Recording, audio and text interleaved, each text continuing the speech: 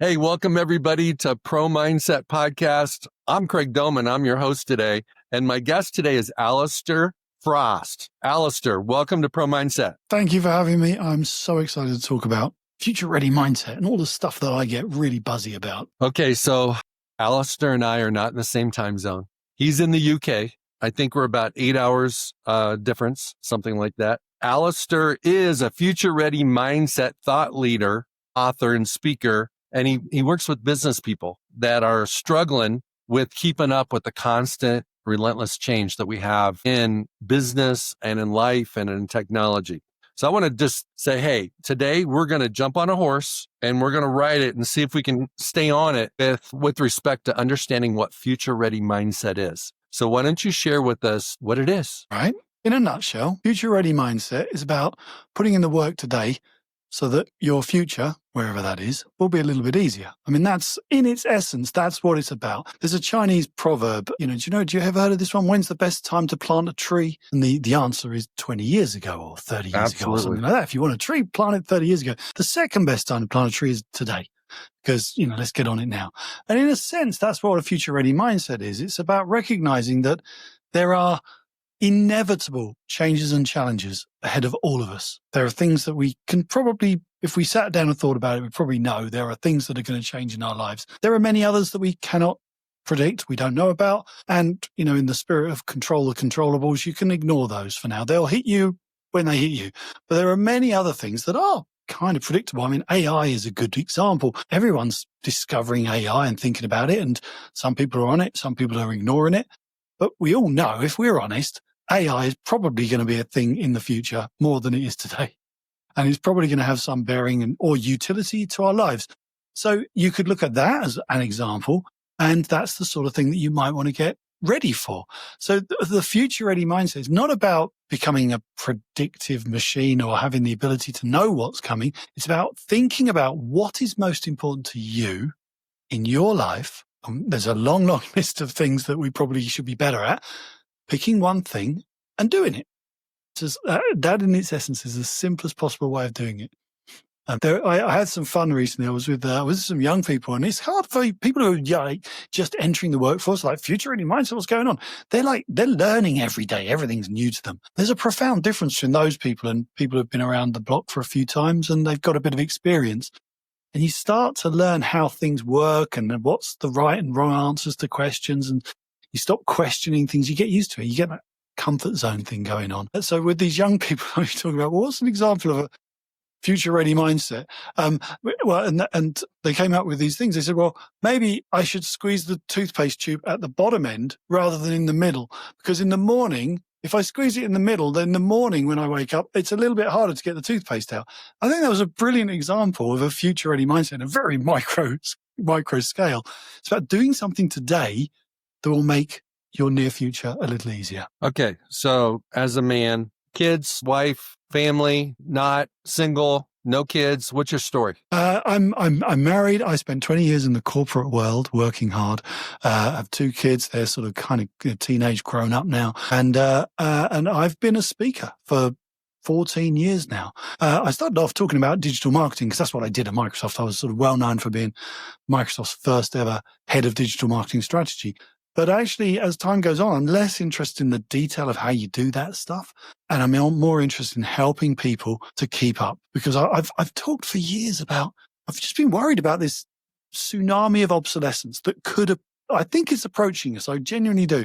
For a lot of people, if you don't get on board, if you don't keep up, you don't start learning afresh and embracing the possibilities of the future, I think it could be pretty useless in the workplace very soon, because it would just feel almost like an alien environment, because there'd be faster technology, there'd be another new generation of people talking in crazy language and doing things in ways you don't understand. And I think for our parents and our grandparents, phase was easier to deal with because there was less change going on. But, certainly if you're middle-aged, you've got a few years behind you now, that transition is going to happen faster and faster and faster. And that can be quite an alienating and unsettling experience for a lot of people. So that's kind of my story, is how I got here. And I'm so passionate about helping people to stay relevant, stay buzzy about the opportunities that life can bring you. And don't feel like it's too much. I can't keep up. Oh, woe is me. I'm a victim to change. That sort of stuff. I want to get people past that. Okay. So let's help you speak about it. You obviously got a program, you got a framework. Let's help people that are listening right now. What is the first, what's the best first step that someone could take, regardless whether they've been working in the workforce for 30 years or for 30 days? What is that first step? All right. So I've built a process. I call it the ready or ready growth cycle. And I'm going to refer to this because it's the most simple thing I've ever come up with. It's a 5-step process around something in the middle called personal mission. And I want to start there because the answer to your question, I think, is there. We've known about growth mindset for nearly 20 years. Actually, it's only 20 years. It's extraordinary. Carol Dweck wrote her book about growth mindset just under 20 years ago. Prior to that, when I went through education and when I was a young man, fixed mindset was the sort of dominant way of looking at people, was to say, right, your societal environment, the way you've been brought up, the education you've had, you're limited. You can only go so far. And that was the dominant way of thinking, which just seems ridiculous by today's standards. Then we got growth mindset. And that sort of taught us that, with application, perseverance, hard work, anyone can learn anything. Anyone can sort of get good at anything, within the limits of your physicality, of course. But the problem with that is 20 years on, if it were true, we'd all be, I don't know, astrophysicists by now, wouldn't we? We'd all have grown. We'd all be so amazing. And the reality is we're just more and more busy all the time. So the thing in the middle of my model that helps is your personal mission. It's reconnecting. I think this is so important with the heartfelt reason why you do what you do, your job, your life. What is it you do in the service of others? Many of us are driven by money or a bigger car or promotions or status or whatever. But fundamentally, if you want to lock in and remain useful to the world through all the crazy that's going to come in the years ahead, I think you need to reconnect with what you do in the service of others. And that means just thinking about the downstream consequences of your contribution to the world and recognizing that, if you're doing something useful, at least somebody's life is getting a little bit better. Somebody may be able to get a job, get a home, get married, adopt kids, who knows what it is. But there's a lot of stuff that happens, not directly as a consequence of what you do, but if you didn't do your thing, you would make that thing a little less likely to happen. So when you recognize and realize, it's not, I'm not my job title, actually, I'm making the world better in some way, then that can be the fuel, I think, for your growth mindset. That gives you a reason to want to try, to want to grow, to want to learn, to want to keep going, because it's going to get really crazy in the years ahead, as we're already seeing with what AI is doing to us. And that's before we get to quantum computing and all the stuff that will follow. So personal mission, lock on, believe in something bigger than your job title and use that as the fuel to say, right, I want to make a difference to the world. And I'm therefore going to make the effort to keep up and be useful for as long as possible. How do people discover, figure out, or declare what their personal mission is? It's really hard. And actually, what I find is that the more experienced people are, the more senior they are, the harder it is. Because you get more, you become the corporation. If you work for a company, you start to, my values are these, my mission is this. It's no, that's not just that's an amalgamation of all the stuff. I believe everybody in an organization is different. We know that obviously they are, and actually should bring their full selves to work. So let me give you maybe an example. When I joined Microsoft, I wanted to work on, cool and sexy products like Xbox or, something clever with Hollywood or smartphones. And they gave me email as my product. And I was in charge of marketing for Outlook and Exchange Server, the least loved products on the planet. And I was pretty depressed by that. And then I stopped and looked at it and I thought about it and I realized, okay, it's not a cool or sexy emerging technology, but, and this is where I discovered my personal mission. Everybody uses email. Everybody hates email. We're all really bad at it. Now, if I could make 1% of the world 1% better at doing email, that's an incredible contribution to planet Earth. That's probably a gross domestic product gain bigger than some countries. I mean, genuinely, we are so inefficient with email. And I recognized that actually, I had to sell licenses and achieve a revenue target and all that sort of stuff. But I used to get out of bed in the morning and if anyone asked me, what do you do? I said, I make the world better at email. And I was driven by that passion. I want to make everyone better at email. And I realized that was something that I could I could make a meaningful difference too. But more importantly, it would also help me achieve the goals that Microsoft had set me. I would get more people upgrading to the new version and spending money on licenses and all that stuff because they wanted to unleash the productivity in people. So if you're looking at your work, one of the things that I think sometimes can help is to reset the way you frame it. I used to think for 20 odd years in the corporate world, I thought that a company employs me to do a job. And that's kind of transactional and true. But the minute I realized, hang on, I can look at this a different way. I can actually think I employ my company to allow me to do amazing stuff. And the minute you do that, suddenly you've got more power, you've got more agency. I employ Microsoft so that I can make the world better at email. Because if I sit at home in my pajamas, I'm not gonna do that. But if I work for this company and I employ Microsoft, that's the thing that gives me the platform. That's a mindset shift that's really powerful. And because you suddenly realize that you're not just a cog in the machine. You can do incredible things wherever you work, whatever you do. So personal mission. You find it by really questioning what do you do and who are the downstream benefactors of your work? Who benefits when you do a great job? And think about them. And very often it is. You do have to think right down the chain and recognize maybe there's a kid that gets a better education because their parents can feed them well and clothe them well because I sold the right insurance product to them or whatever you do, Well, here's the way I look at that, Allister, is the idea that personal purpose, personal mission is really separate from what you do. And then you integrate it into what you do because a lot of people get fired, laid off, downsize, all these different things, M&As and different things that happen. And they go through an identity crisis because they don't know who they are because who they are is what they did. So I feel like personal mission is even narrower than what you do. So like for you being at Microsoft, it's something related to making the world a better place and you're doing it through email. And if you're not at Microsoft anymore, you'll do it through something else. And so I like that. Does that You're make right. sense? Because, you're true. That crisis of confidence that comes when you leave an organization. I've only really left 2 big jobs and each time I was pretty shocked at, the company continued and did quite well without me, so. Ooh. I sort of thought, maybe I was more important than that. But the reality is, I was still me. And the more that I'd attached myself to the job identity that was given to me, the job title, the lesser I would be. So you have to recognize that your value is in you and you can take it anywhere and you can do anything with it. And at the moment you might be in this job and another year later you might be somewhere else. That's fine. That way you have full agency.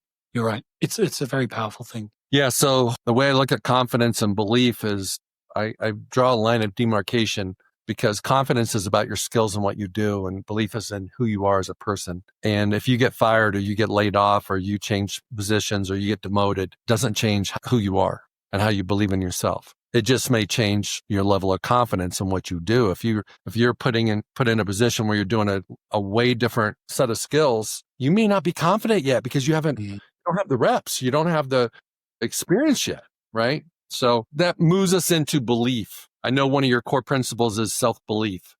Describe it, define it, and how do you pump it up? How do you boost it? Well, I'm all about helping people confront change because I think that's the continuum. There is always going to be more change, and we're all, whether we like it or not, going to be swept along by it. And one of the greatest myths about change, I think, is that people don't like change. People resist change. People, slow down change. Any change management program, there's something like 70% failure rate, overall, because it doesn't achieve the goals. It takes too long. People drag their heels, and then the change doesn't deliver the results we wanted. In a business environment, which is where most of my work is. But it's not true that people don't like change, because actually, if you give people a choice, if everything stayed the same, they're like, well, God, that would be boring, wouldn't it? Imagine how dull life would get if there's no change.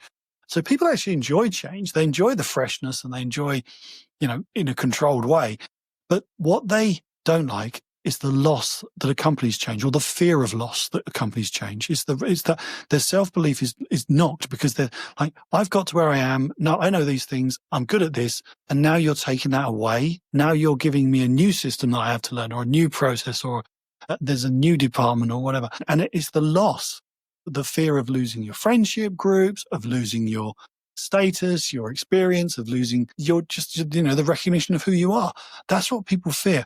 And so I think the job that we need to do, as the leaders need to do, is to guide people through that and to give them the self-belief that, you've learned once, you got here where you were, you did well to get here. That doesn't mean you've finished. You're not done. You can learn again and you'll be brilliant at the new thing. And that's where the self-belief really has to come back to understanding you can do change, you're good at change, and actually you need change because you'd be really bored without it. And it's flipping that switch from seeing change as a threat, that leads to this feeling of victimhood and, they're changing, they're doing this, the man is making my life difficult. And changing it instead to being a case of, well, no, change actually is an opportunity. And whenever it comes along, and it will come along, if I look at it with optimism and hope and self-belief, I'll get through this. Because I'm a human being and actually I'm brilliant at change.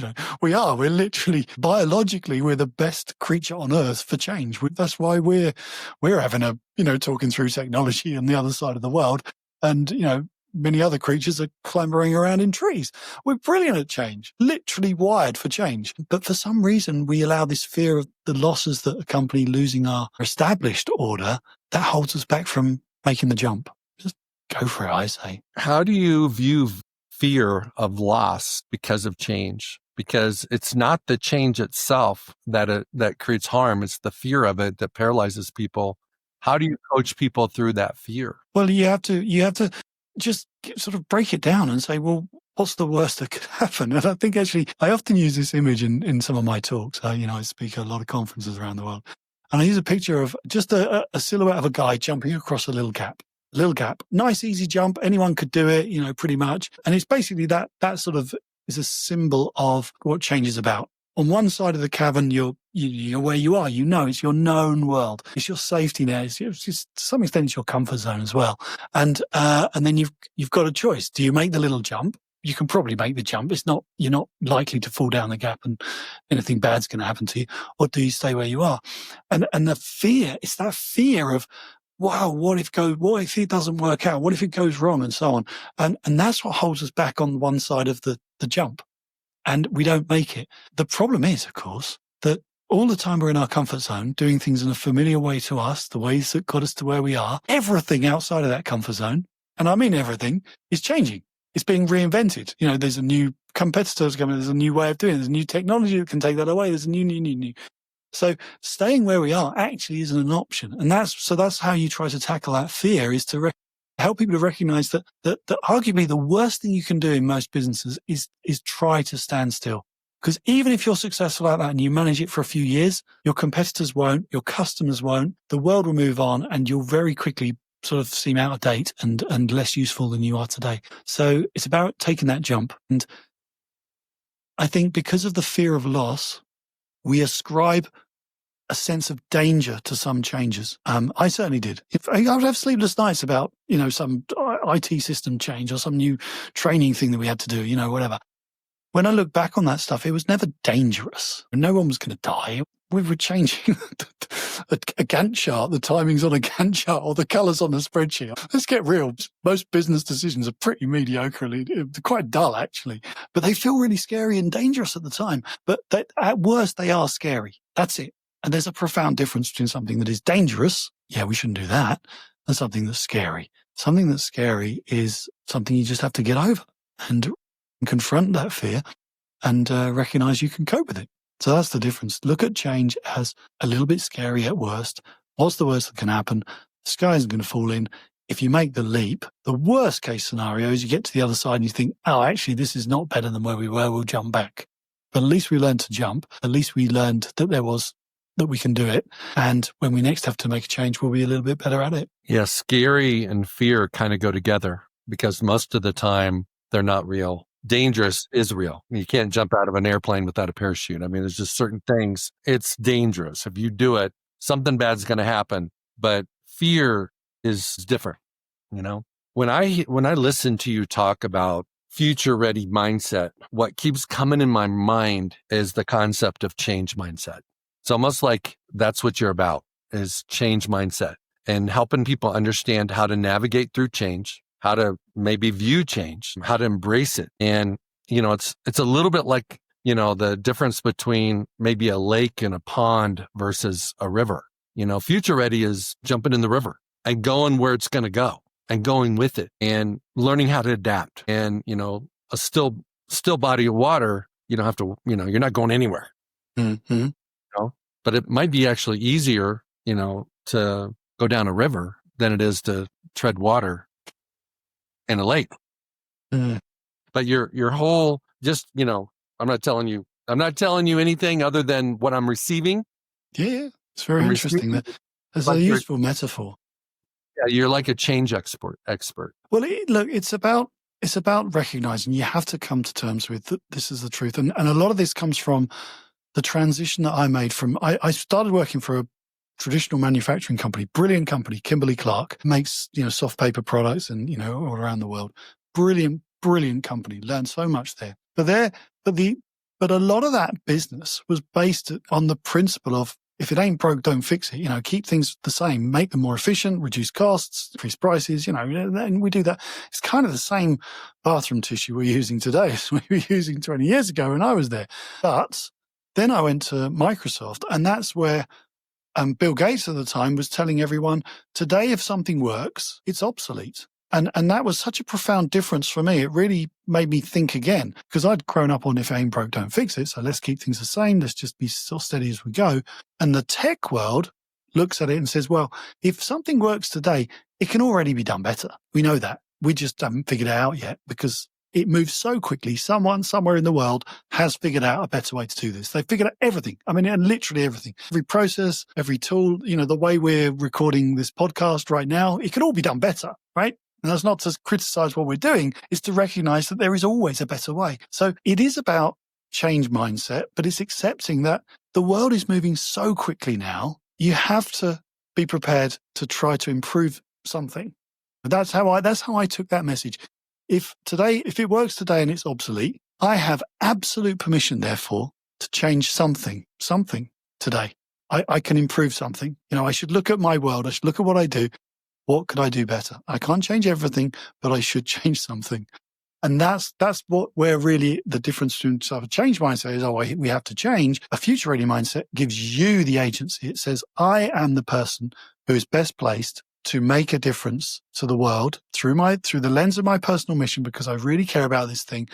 And I'm going to make one thing better. And it really is about doing one thing at a time, focusing on it, learning, and then using your human superpowers, as I call them, things that the technology cannot do, really leaning into the things that make you uniquely human and special, and using those things to explore what the possibilities could be, what the improvements could be, and to bring them to reality within your world. Okay, is one of those superpowers curiosity? Yes, of course, it is, because tech cannot do that. I want you to embellish on why curiosity is so valuable to people, how it affects our decisions, how it affects our mindset, how it affects how we look at situations. You be the expert of curiosity and share for us what that means. Everyone's talking about curiosity because we recognize that we need people to be curious about possibilities. But that's often as far as it goes, certainly in the business world. And no one actually says, well, how could you be curious? What's the technique for doing that? And the truth is that you're in a world that moves as quickly as ours does today, and it will move even faster in the future. Your experience, what got you to where you are today, may well be the enemy of your future, because your experience tells you how things should be, right? It tells you what the right answer is. It means you've tried things in the past. You know that works or doesn't work. And it makes you efficient in the moment. But what it doesn't tell you is how things could be. It doesn't open your eyes to the possibilities that may be very adjacent to what you're doing, but it's sort of that you've not yet recognized. So curiosity is this muscle. And I think the simplest way anyone to get started, and I write about this a lot in my book, Ready Already, I write about looking at the world as if you'd never seen it before. The joy of You know, when you first start a job or you do something for the first time, you're really curious. You're like, what is this? How could I do that better? Why are you doing that? What's that? And so you ask lots of questions. A bit like a 5-year-old child will do. You know how kids ask why all the time? Why are we going to the shops, Mummy? Well, because we need food. Why do we need food? You know, and they're asking those questions because they want to feel safe and they want to make sense of what's going on, right? That's all it is. But obviously, when we become adults, we very quickly learn that asking, daft questions makes you look daft. And so we stop. And the ability to have the courage to ask naive questions of your reality is the fastest way I know to unlock raw curiosity. So what I suggest for, anyone who's sort of following us on this conversation is next time you go into work to a place you're familiar with, go in like it's your first day at work. And you don't have to say this stuff out loud, but think it. Let your mind open up. Look at everything afresh. And suddenly you'll start seeing things that don't make any sense. Or you'll just see things that could be different potentially. And the best way is just to ask why. Why is there a sign above that door? Why is there only 2 disabled parking spaces? Why is the photocopier so noisy? Why is there nowhere to put your coats? Whatever, they're very low-level examples. But there's something magical that happens when you do that, because you don't necessarily get solutions to those things you've identified, but you do sort of flip open your head, you open your mind, and that's why the step is called open in my model. You flip open your mind to the fact that, maybe there could be something other than a photocopier over there. Maybe there is a quiet photocopier. I've never, we just assumed that that's how photocopiers work. It's a silly example, but you get what I'm going with this. Is suddenly you start questioning things. And the one that I asked at Microsoft, I still remember, but it just makes me laugh every time I think of it, is I said in a meeting in front of all my team members, why is the Monday meeting always on a Monday? And it was a beautiful question that came from a place of naive curiosity. It's like, why is it on a Monday? And people looked at me like I'd gone mad, but actually, because it's the Monday meeting, boss, that's why it's on a Monday. No, but why? Why? And we didn't, the minute we asked that question, it opened our minds to the possibilities. It could be something different. Maybe it's not a meeting. Maybe it's on a Friday instead. Maybe it's once a month. Maybe, we go hot air ballooning instead. It could be anything. So that curiosity thing, if you want to get good at it, the key is to do the curiosity separately to the creativity. What we tend to do is we'll say, why is it on a Monday? And we'll instantly sort of go, we could do this like I have. We'll start coming up with solutions. We'll solve that problem. That's the default setting for human beings. But actually just revel in that openness of ambiguity that a naive question asks. Because when you make that space, you start to realize that there are possibilities beyond what you currently know. And the status quo actually doesn't make a lot of sense a lot of the time. There are, frankly, so many things we do in business that when you actually ask the question, why do we do that? It's completely nuts, because it's because of this, there's all these systems and processes. It has to be done that way. We have to send everything out in triplicate because that's what we do. Why? And the minute you ask that why, you start to realize, there's 1,000 ways of solving this problem. So I really do separate curiosity, revel in that naive curiosity, revel in the ability to ask why, to open your mind to see all of the things that could be different. And then the second superpower is about using your human imagination, your creativity, to come up with some ideas for what you might do differently. Okay. So I'm going to regurgitate back a couple things that hit me. I'm speaking a lot here, aren't I? No, you're good. No, the biggest thing that you said this early on in that dialogue was experience can be the enemy of your future. And I doubt that too many people that are experienced think their experience is a liability. Mm-hmm. Because when you don't have experience, you look up to the people that do. Mm-hmm. They're on autopilot because whatever they're doing, they've been doing. They're efficient. And it's easy for them. It's efficient. Okay. It's effective, all those types of things. And a lot of times early in your business career, you don't get jobs because you don't have enough experience. Yes. Or the right experience. So experience has this like bling, like almost like a bling to it. Like you want to have experience. Mm-hmm. And then when you get experience and you get too much experience, it works against you because it works in sync with your comfort zone. Mm-hmm. And it decreases your creativity. It decreases your curiosity. right? Absolutely. Yeah, no, it destroys curiosity because you don't you don't even see things anymore. You walk into the office and you know that that's exactly how things are, and you've no desire to question them because a lot of things are that way because you decided that that's how they should be. You're invested in the way things are. Yeah, no, look, I don't want to give the impression that I'm beating up on experience, but absolutely not. But there is something very different that's happening. We're in a world now that moves so quickly, that changes far faster rate than ever before. So it was absolutely true that in the past, experience, knowledge is power, that sort of got you to a position that held you there and you could stay there for quite a period of time. I don't think that's still valid today in many sectors. Certainly not the tech sector, certainly not in the faster moving sectors. It is in some. And I do work with some clients who are blissfully insulated from, the pace of progress that's happening elsewhere, but they're not fully insulated. It will still come to bear on them as well. So experience isn't what it used to be. Let's put it that way. Certainly in the same way that, having knowledge isn't what it used to be because, having facts in your head is not as valuable when you can just speak to a computer and it'll give you the answer instantly, just like that. So in the same way as we're having to learn to educate children differently because, the power of memory and things are less useful in the future than they were in the past. So it is with leaders. We have to accept that our experience is not the golden ticket to the future. And it may, as I say, be the enemy to your future because it tells you how things were or are, not how they could be. So the key is to know when to ignore your experience, when to have the courage to say,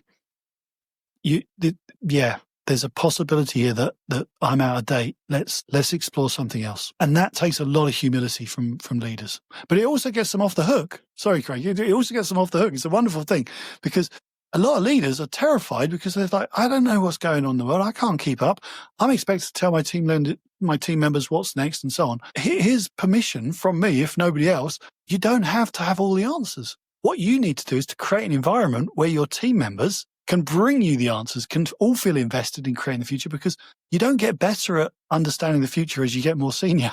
If anything, to your point, exactly, you made it, you get worse because you're less attached to reality, you're more disconnected, and you're more invested in the status quo. So you have less desire and less ability. I got worse at predicting the future as I became more senior. So give yourself a pass on this one and stop trying to have all the answers. And have a bit of humility, say, I don't know, but my job is to create an environment where we can figure this out together. So the best approach and the best strategy is creating the environment, creating the process, creating almost a bubble of sorts where when you're operating in that, you have maximum curiosity and creativity. And you don't get married to experience and you don't get married to comfort zone. And you expand the collective neuroplasticity of the team instead of, like when you were describing the guy that shows up that is experienced, he only has to make, a couple thousand decisions in a day and maybe only like 2 or 3 really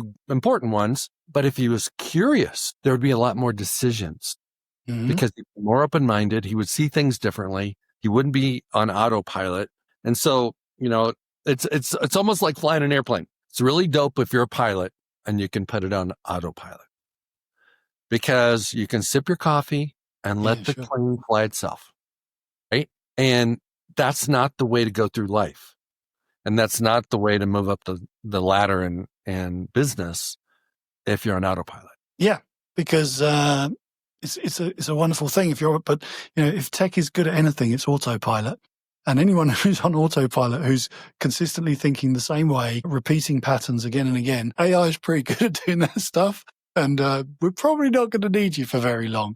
So we really do need people to step up and bring their human curiosity and creativity to the table every day. But just to be clear, I'm not saying you have to abandon everything and everything has to change and so on. It's not that. My process that I recommend is for each person to pick out, one thing that's kind of the gap between who you are today and the person you probably need to be in the near future, 6, 12 months from now.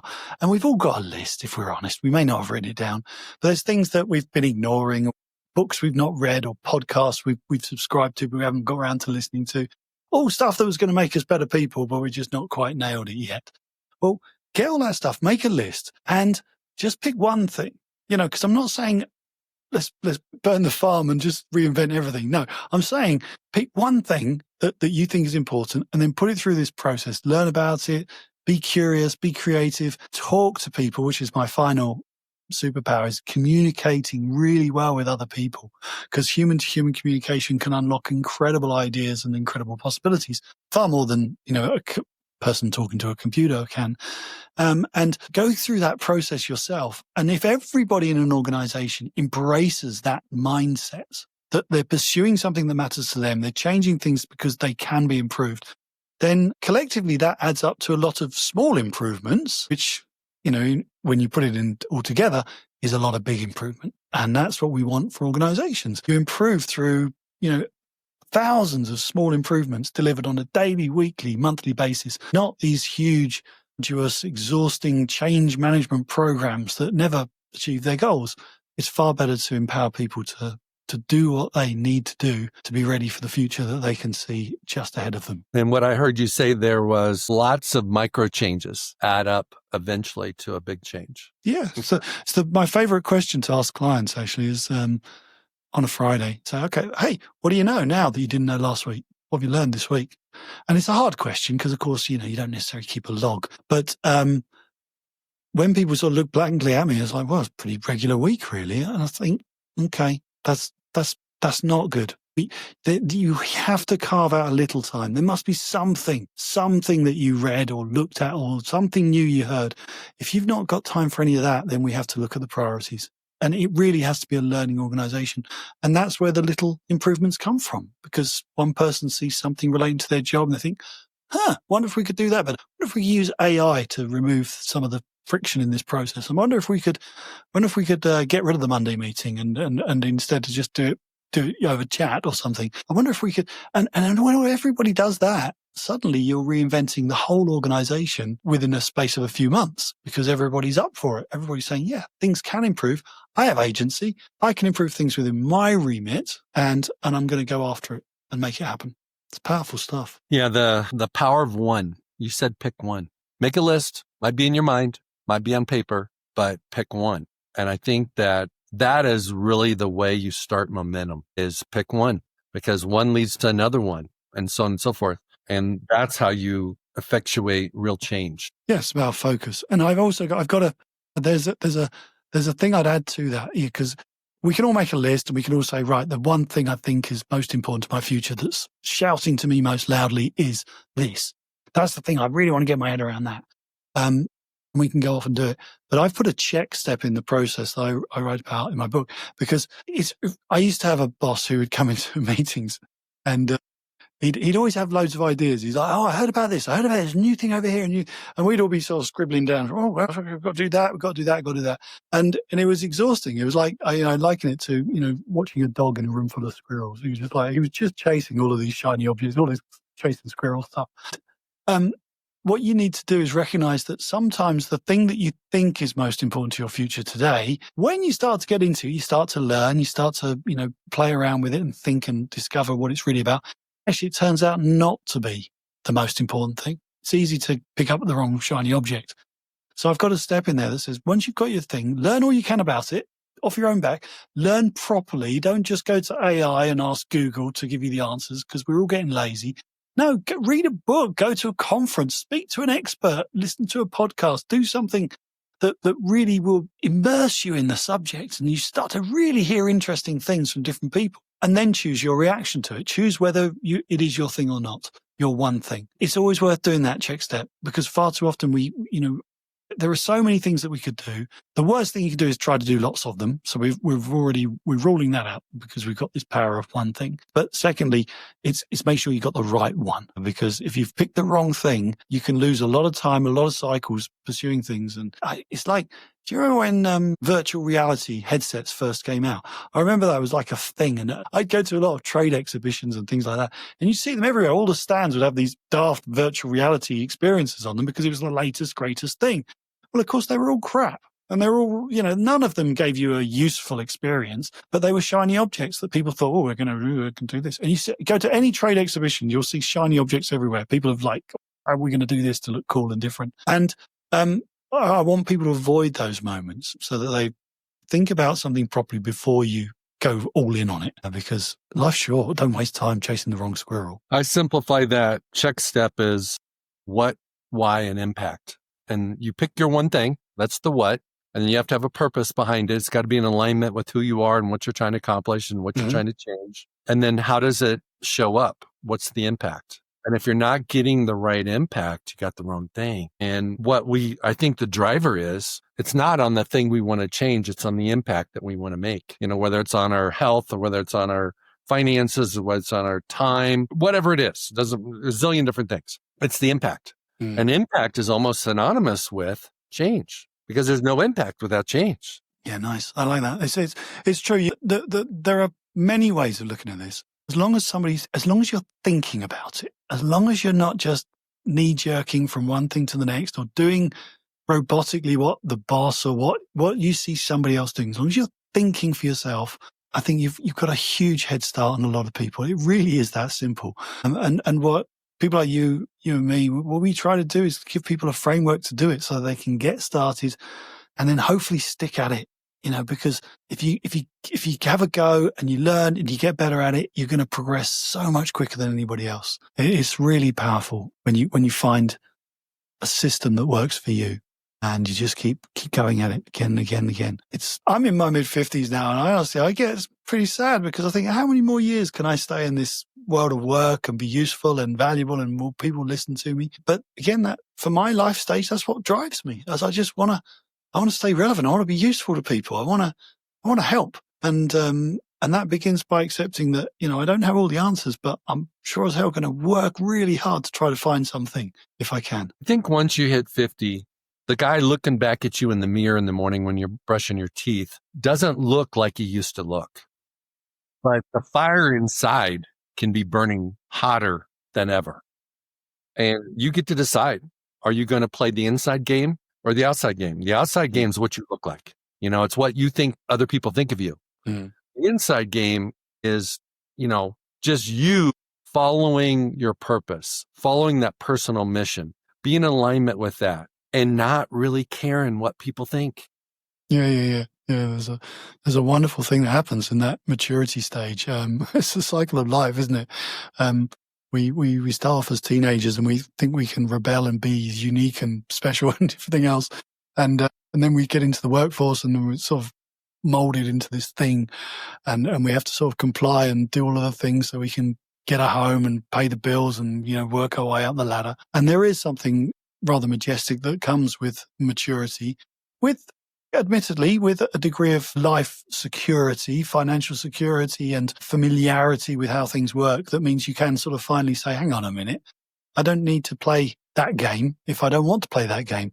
I can be myself. I can have my own opinions. And I can actually say what I think. And there's so much value in the older population. It's a tragedy that we don't value older people as much in the workforce because they have remarkable resiliency and extraordinary ideas, but they do have to keep up. And that's why the future ready mindset is there for them. Well, I agree with that. And I have some fun conversations with my kids. And there's, a 30-year age gap between my kids and us or myself. And, I have to stay on my toes because they don't care about history and they don't care about experience. And both of them have relevance, but they're not everything because of the change that's going on in our world and everything. And the speed change is faster than it's ever been.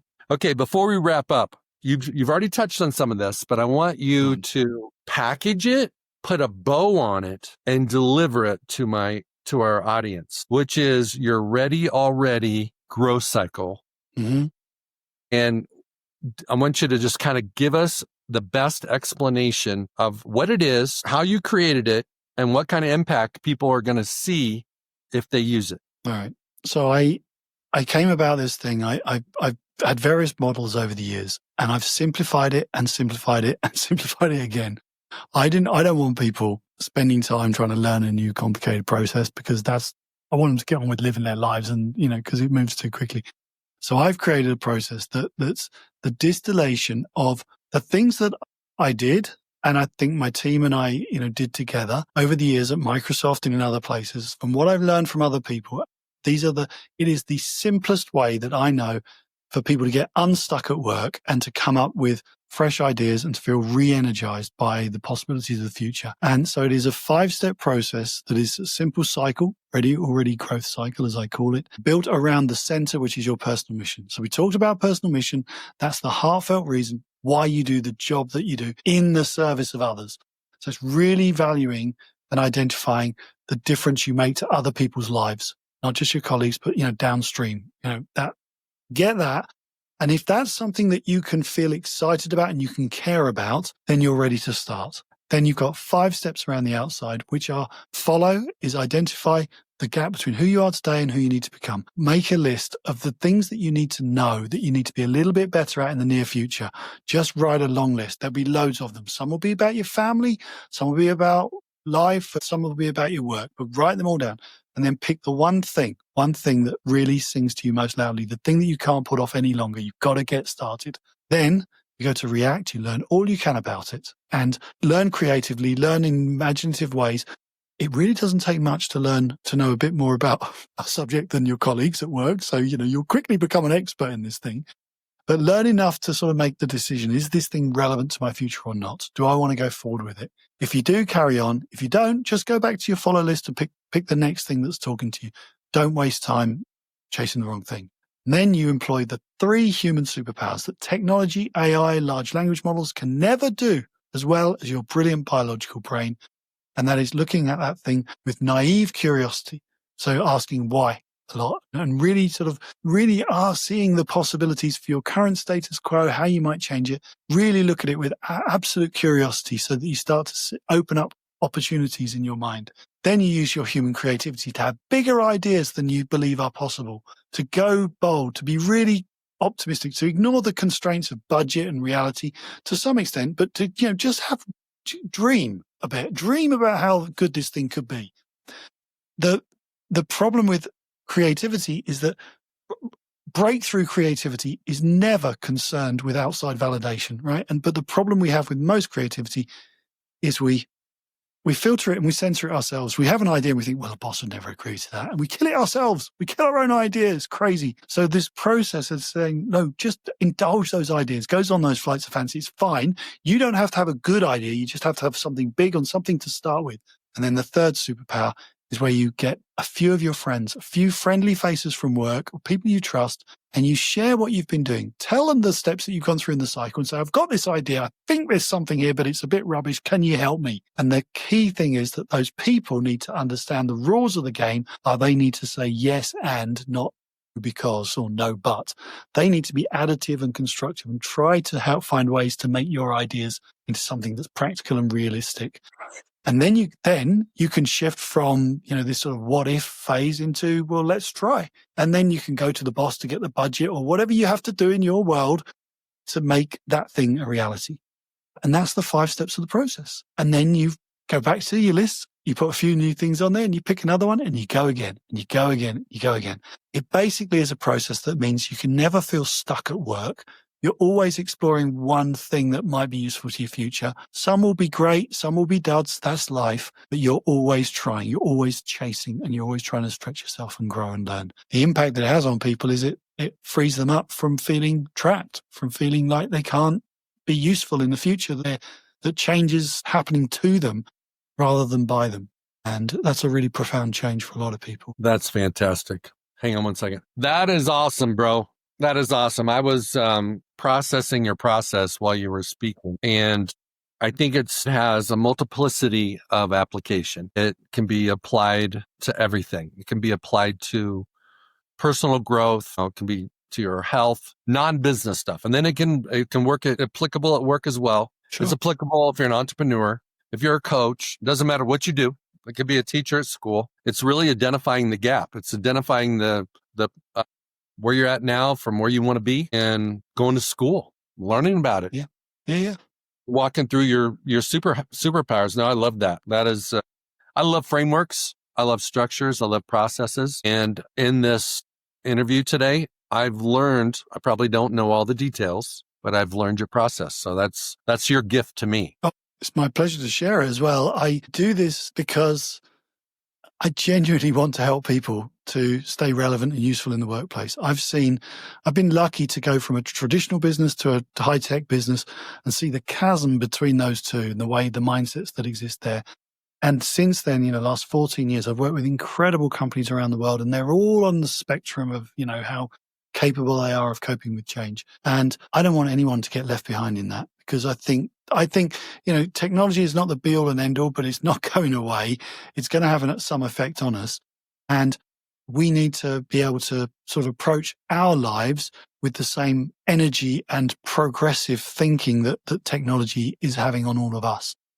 And if we can do that, then a few more people will stay relevant and useful and be able to chat to the younger generations about what they did with some relevance, rather than, just being the has-beens from another generation that no one wants to listen to, because that's not a great place to be. We don't want to go there. We want to be useful and valuable for as long as possible. Well, it sounds like your Ready Already process is designed to help people cope with change. But what it's really designed for is to help people change with change. You've got to learn to change with change. Okay, somebody out there is listening. They want to check you out. Where can they find you? You find me online. The easiest way to find out about the process and the stuff we've been talking about is to go to readyalready.me. So that's ready already, one word, obviously, no spaces, .me. And that'll give you a bit of the process, and you can then look me up. And do get in touch. I love hearing from people.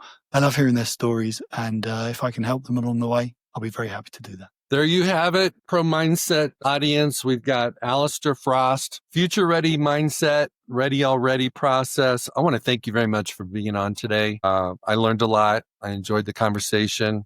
You're very smart. You've got a lot of different experience. Thank you. Thank you for joining Pro Mindset today. Well, thank you for having me. I learned a lot as well. I really enjoyed the conversation. So thank you. Hey, it's Craig Domann, the host of Pro Mindset Podcast. I want to thank you for listening or watching today's show.